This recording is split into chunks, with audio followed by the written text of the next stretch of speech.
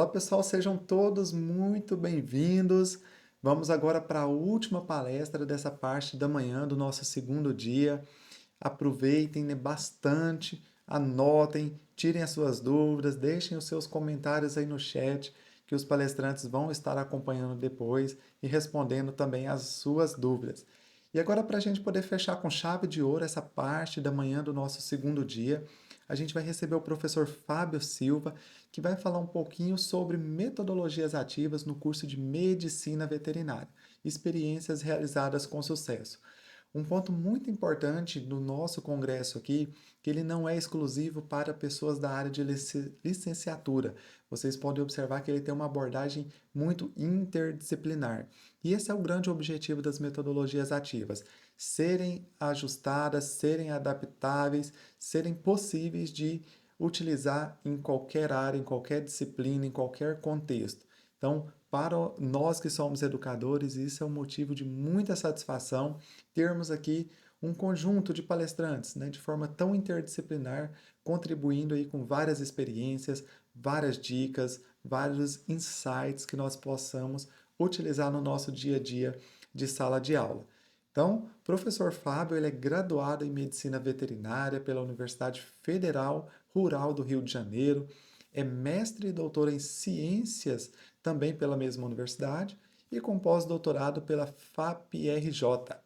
Também é graduado em Pedagogia pela Faculdade UniBF, pós-graduado em Perícia Criminal e Criminalística e com MBA Executivo em Gestão de Clínicas e Consultórios Veterinários e MBA em Gestão, Inovação e Negócios de Instituições de Ensino. Professor Fábio é revisor, consultor de diferentes periódicos e autor de livros, capítulos de livros e artigos científicos. Está coordenador do curso de Medicina Veterinária da Faculdade UNAMA, em Boa Vista, e presidente do CRMV Roraima na gestão de 2022 a 2025. Então, professor Fábio, é uma satisfação muito grande ter o senhor aqui conosco, compartilhando todo o seu conhecimento, a sua experiência com a utilização de metodologias ativas, e a palavra está com o senhor. Seja muito bem-vindo. Olá, sou o professor Fábio Souza, estou aqui para compartilhar nesse maravilhoso evento sobre metodologias ativas mais um tópico, e agora envolvendo a medicina veterinária. Eu sou médico veterinário, sou professor universitário e estou aqui contribuindo um pouquinho com a minha experiência dentro desse assunto sobre experiências, realizadas dentro da medicina veterinária envolvendo metodologias ativas. Então, o que é metodologia ativa, propriamente dita? Então, nós temos aí abordagens pedagógicas que vão colocar o estudante como centro do universo do ensino-aprendizagem. Então, um processo que não é de hoje que ocorre. As metodologias ativas, elas são bem antigas dentro da educação como um todo, e no ensino superior, elas têm sido empregadas ultimamente com é, muito mais constância, e tem sido aí um auge, nos dias atuais, envolvendo, dentro das diferentes possibilidades, o ensino superior nas formas mais diversas, envolvendo aí cursos na área da saúde, na área de exatas, não importa, as metodologias ativas, elas vêm e podem contribuir com o ensino-aprendizagem de uma forma geral. Então, elas vão proporcionar experiências práticas, reflexões para os nossos estudantes. E isso é importante na questão do ensino-aprendizagem. Por quê?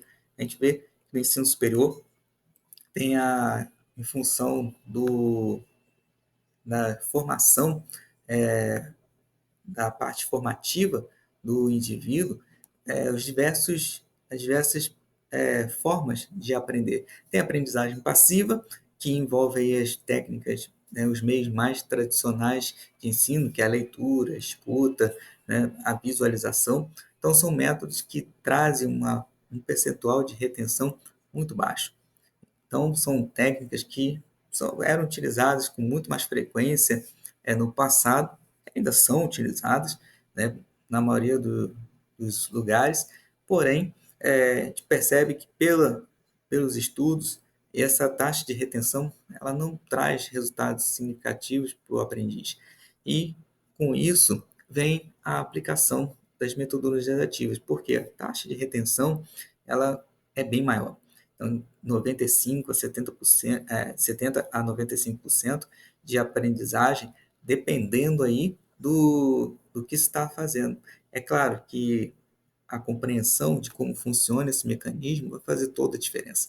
Então, para o nosso aluno, a questão de praticar traz aí uma retenção de pelo menos 80% daquilo que ele está vendo.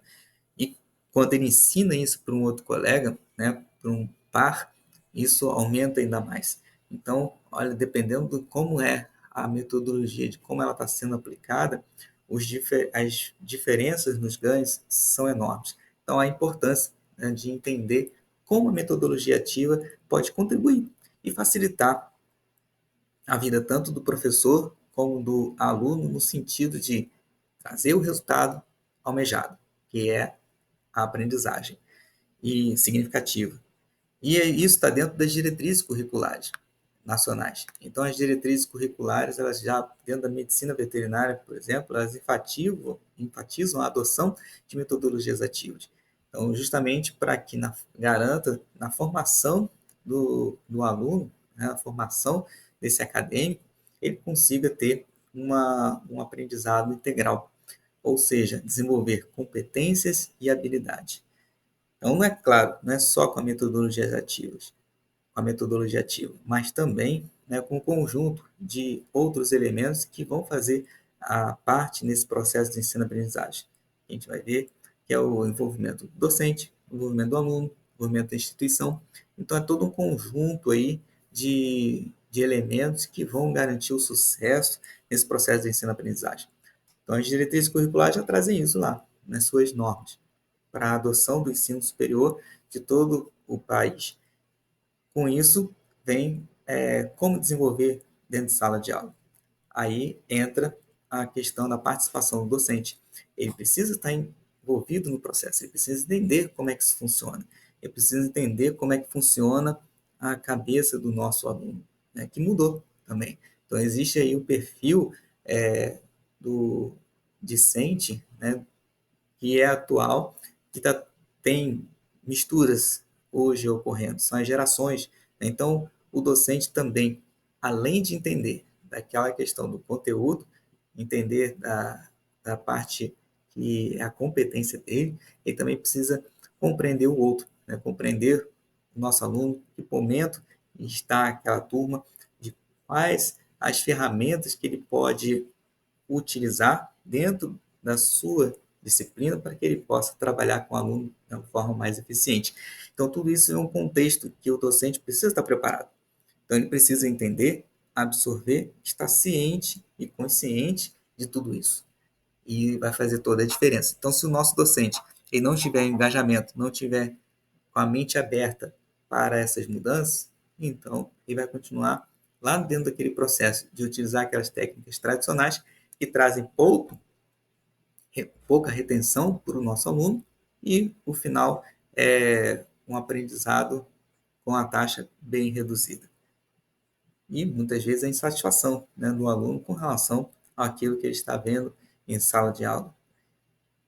E o aluno, ele tem que ser o protagonista do processo, né? Ele que vai participar de toda essa cadeia, ele que vai estar envolvido em essas etapas, porque ele era trabalhado há um tempo atrás somente com a memorização, por meio da transferência de informações.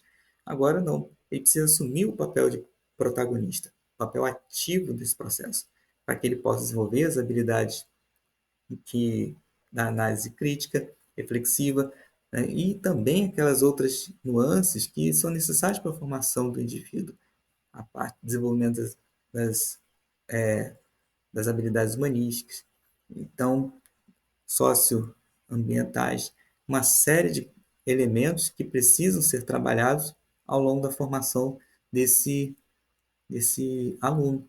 E isso está dentro da diretriz curricular. Essas orientações estão lá dentro do documento.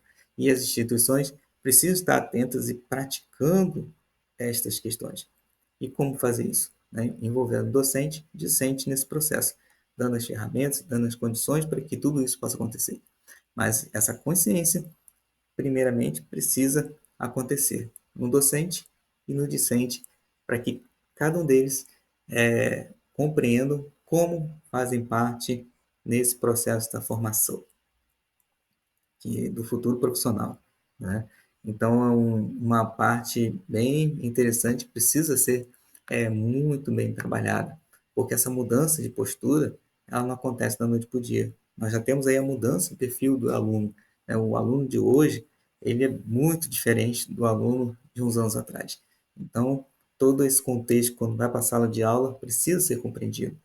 E as metodologias também precisam evoluir, precisam também atingir as expectativas, precisam ser trabalhadas, né, com esse público para que o resultado possa acontecer.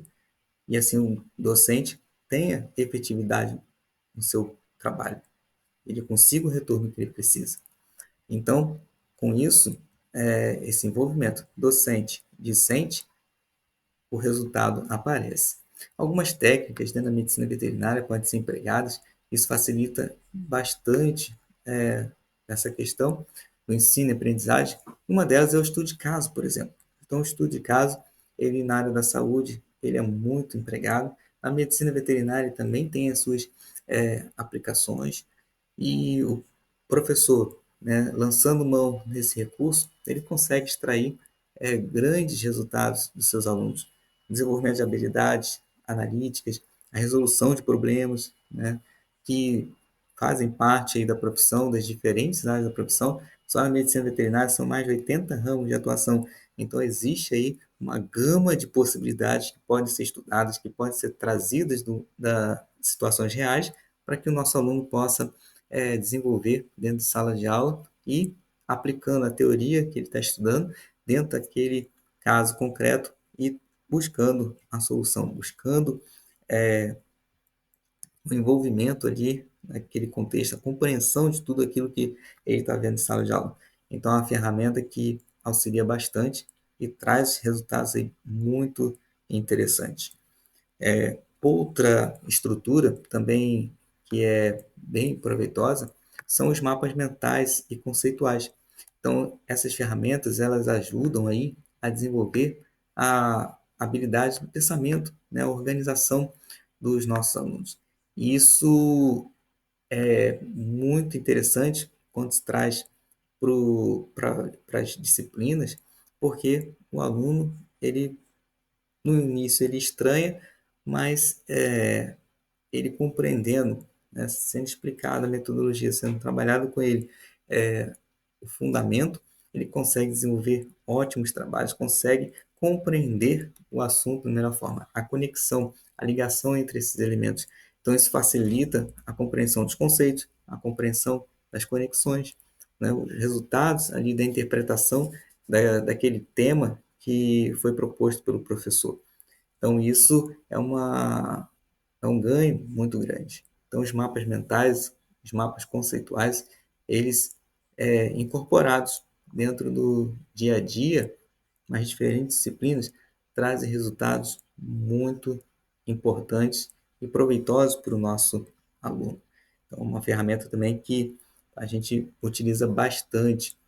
Então, temos aí também, é claro, outras ferramentas baseadas em oportunidades, né, de desenvolver habilidades práticas, interpretativas, aí, de colocar em prática aquilo que o aluno está vendo em sala de aula, ele conseguir colocar isso de uma forma prática, visual, dentro de um contexto.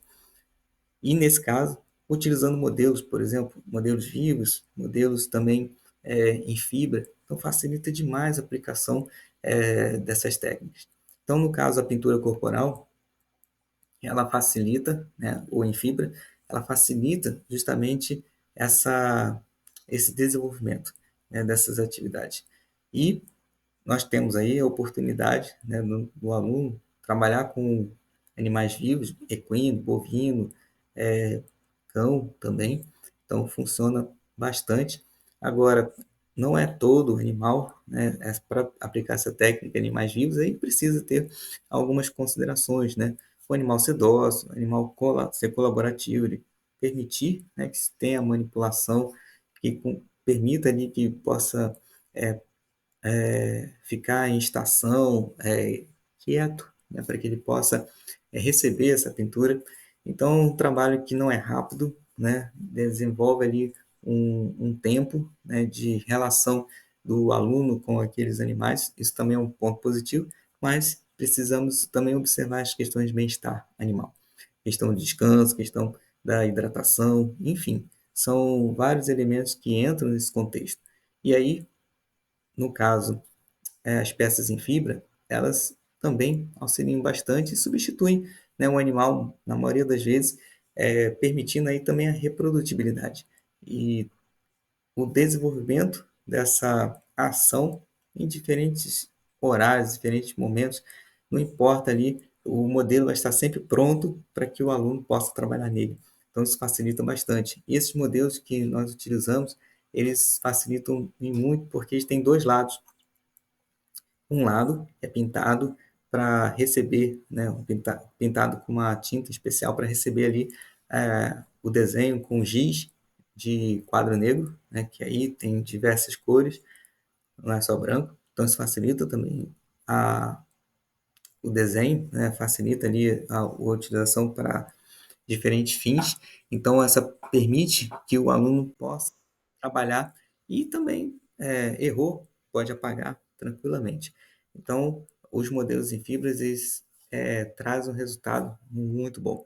E outra coisa também, com essa dupla função, eles têm um outro lado que serve para, que é um lado todo pintado em branco, que serve para projeções, que aí é outra técnica. Não é? Essa daqui é o body paint, mas tem o body projection também, né? Que é o body projection, a gente, com um projetor multimídia, a gente projeta ali uma imagem, por exemplo, nesse modelo em fibra, pode ser no modelo um animal vivo também, aí não importa, vai funcionar do mesmo jeito, dependendo aí do propósito, da necessidade. Então, o uso dessa projeção traz ali também uma riqueza de detalhes, uma riqueza também de observações, né, que podem ser feitas com base nesse trabalho. Não é só uma projeção na parede vazia, né? Então, isso, dependendo ali do intuito, o resultado vem com muito mais propriedade para o aluno.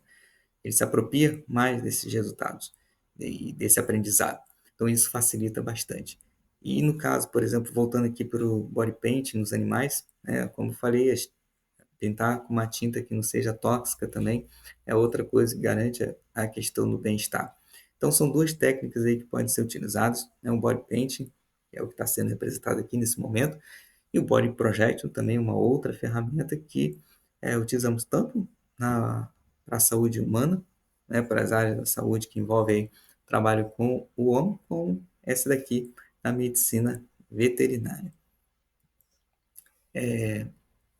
Outro ponto interessante também é a problematização, né, que é outra metodologia ativa que está incorporada muito bem na medicina veterinária. Isso atinge diferentes disciplinas.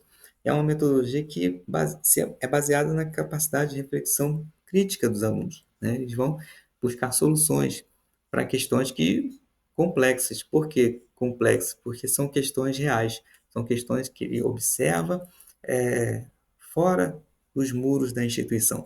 Então, é um trabalho que ele pode fazer fora de sala de aula, observando questões reais, e a partir dessas observações eles voltam para a sala de aula, vão ser discutidos os pontos-chave dessa, desses, dessas questões que ele está vendo, que ele viu, né, lá fora, vai ser trabalhado uma teorização sobre aquele tema que eles observaram, aquele determinado problema que eles encontraram na comunidade, e isso, a partir dessa teorização, vai ser elaborado hipóteses de solução, ou seja, vão ser elaboradas metodologias para possa solucionar o problema. E, feito isso, eles vão aplicar, vou colocar essa metodologia em prática para que execute execute aquela ideia e assim busque o resultado. Então eles vão aplicar o que eles viram hipoteticamente como a busca da solução, vão aplicar na comunidade e observar o resultado. Eles vão analisar isso na realidade. Então, primeiro eles observaram e o final eles estão vendo a aplicação na, na, na realidade e vendo o resultado disso. Ou seja, o arco ele se completa. Então, quando o arco se completa, aí ele pode trabalhar melhor nessa questão do aprendizado. Ele teve o início lá da história e agora ele chegou no fim. Outra metodologia que é parecida com essa, que é a metodologia baseada em problemas. Só que a metodologia baseada em problemas, ela também pode ser utilizada na medicina veterinária, é utilizada, mas ela envolve, vamos dizer assim, comparando com esta de problematização, ela vai até a metade do arco. Então, é visto da mesma forma, o aluno recebe um tema para ser trabalhado, ou ele vê fora da instituição, a campo, a realidade, então ele capta aquilo ali, ele volta para a sala de aula, discute isso, elabora os pontos-chave, trabalha a teoria em cima disso. E fica, né, nesse trabalho, né, essa metodologia baseada em problemas, então ela fica parada na teorização. Por isso que a problematização é mais completa, porque ela avança, né? Ela vai, além da teorização, ela vai para a elaboração de, de metodologias para solucionar o problema e a aplicação dessas metodologias na comunidade, ou seja, vai se observar o resultado. Então, isso também demanda tempo, né? Mas, de qualquer forma, a problematização ela traz uma visão mais completa para o aluno. A metodologia baseada em problemas, ela também é útil e vai depender aí justamente da interpretação do professor das necessidades que ele precisa para o desenvolvimento do seu tema em sala de aula. Então dá para escolher, né, a melhor forma dentro do planejamento, dentro das condições de tempo, dentro das condições de localidade, enfim, são vários fatores aí que o docente precisa levar em consideração para se planejar. É o que a gente vem falando até agora. É a consciência do docente das ferramentas à disposição e como elas se encaixam dentro do contexto dele, de sala de aula, para que ele possa gerar, junto ao aluno, um resultado esperado, que é a retenção do conhecimento, que é o aprendizado, é o desenvolvimento de habilidade, desenvolvimento de competência. E as simulações, elas vão auxiliar muito nisso aí também, porque são ferramentas importantes que, quando aplicadas, né, em diferentes cursos, elas têm aí o seu rendimento, né, comprovado. Então, a medicina veterinária vai ser diferente. Então, temos aí as oportunidades, né, de se trabalhar as simulações em diferentes áreas da medicina veterinária, desde produção animal até a parte de clínica, médica, cirúrgica, enfim, são várias atividades simuladas que podem ser projetadas. Então, o professor elabora um roteiro, e esse roteiro é aplicado, né, juntamente com alunos da turma, ou pode ser com pessoas de fora, né, que vão ser os atores. Atores realmente é uma exposição, né, vamos dizer assim, simulada, então envolve uma questão teatral nesse processo. O legal de envolver os alunos, porque eles vão participar, né? Pelo menos um grupo participa enquanto o restante observa, e depois que termina, todos vão discutir, porque existe ali todo o processo pré-simulação, simulação e depois pós-simulação, para fechar todo esse trabalho. Então, é uma ferramenta muito interessante. E aí, claro, os espaços físicos vão fazer diferença também, mas isso também depende aí da criatividade, da necessidade do docente. Ele pode montar os espaços, pode montar simulações no espaço que ele tiver. O importante é o planejamento, é o que ele pretende com essa metodologia, qual o objetivo que ele quer alcançar. E isso é que vai fazer diferença, né, para o aluno. E os modelos, dentro da medicina veterinária, vão auxiliar também, tanto nas simulações, como nas atividades práticas, porque é, é o tipo de ferramenta que uns anos atrás não existia. Então, não existia esse tipo de recurso. Então, é um recurso que facilita muito ao desenvolvimento de habilidades, desenvolvimento da questão da repetição, a reprodutibilidade das ações. Então, isso dá uma segurança para quem está estudando, dá uma segurança para quem está ali numa atividade prática. É claro, é importante ter a prática com os animais vivos, sim, é importante, mas ela não garante ali, por questões, é claro, de bem-estar animal, tudo que envolve ali a segurança também, não garante uma reprodução. É só uma prática, né, na maioria das vezes. Então, com os modelos, isso pode avançar. Então, o aluno tem a condição de fazer, fazer e fazer até se tornar apto e ter a segurança em fazer aquilo no animal vivo. É claro que tem ali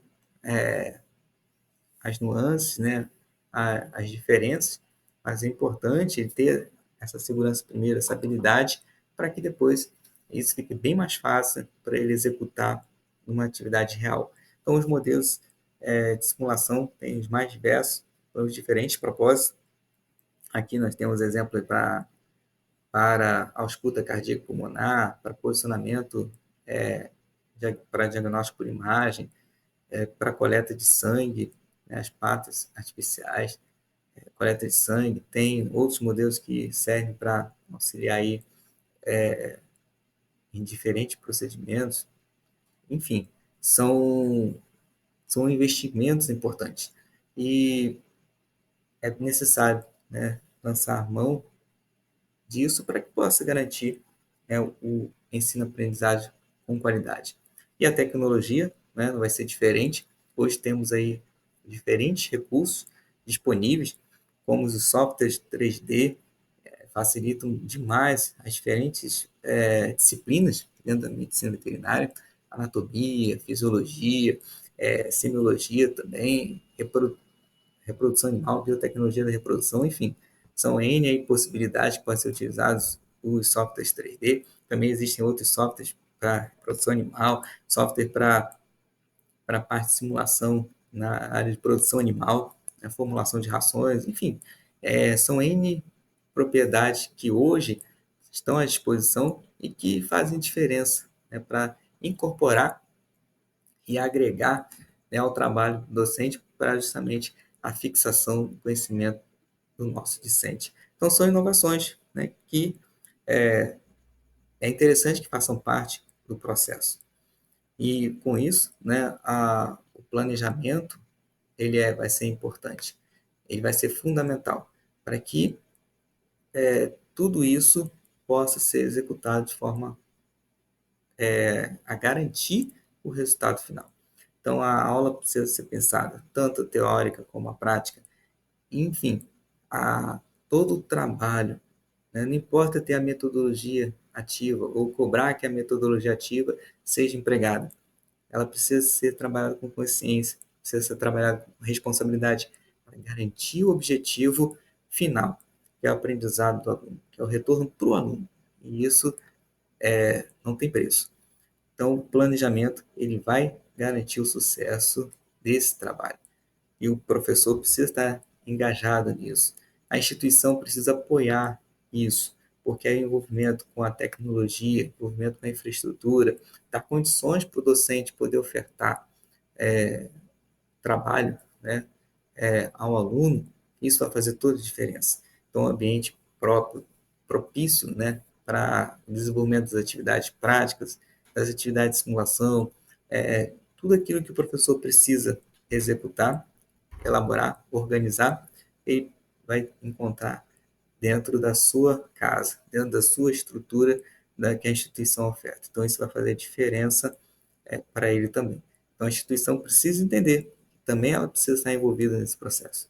Não é só cobrar e o aluno cobrar se a instituição não entrega. Então, é um conjunto, né? Docente, discente e agora fechando junto com a instituição. Todos no mesmo objetivo, que é a formação de qualidade. E, né, por fim, a participação do discente, né? Vou concluindo aqui, os nossos alunos, eles são os pilares das metodologias ativas. Então, a mudança de postura, a participação dos mesmos, né, o envolvimento, é claro. Isso considerando os outros atores, trabalhando também positivamente, 100%, docente, instituição. Então, o aluno precisa querer, né? O aluno precisa entender, precisa se engajar nas discussões, precisa participar das atividades colaborativas. Que a metodologia ativa, ela não vai ser apenas responsável para garantir o aprendizado adequado para o aluno, o aprendizado daquele conteúdo, envolvendo ali uma especificidade. E também vai desenvolver outras questões, né? Habilidade, a parte afetiva, né? A parte de comunicação. Então, as questões que envolvem o ser humano, que é um outro ponto, né, importante, que está dentro da formação do indivíduo. Né? Desenvolvimento das características críticas, reflexivas, humanísticas do nosso egresso, para que ele vá para o mercado de trabalho com a formação completa. Não só de conteúdo prático, teórico, relativo à sua profissão, mas a formação como ser humano, como cidadão. Então, tudo isso é trabalhado, né, quando a metodologia ativa é empregada e outras metodologias associadas também, a gente não pode esquecer. Então, o envolvimento do aluno vai ser crucial e essencial na construção desse conhecimento significativo. Muito obrigado.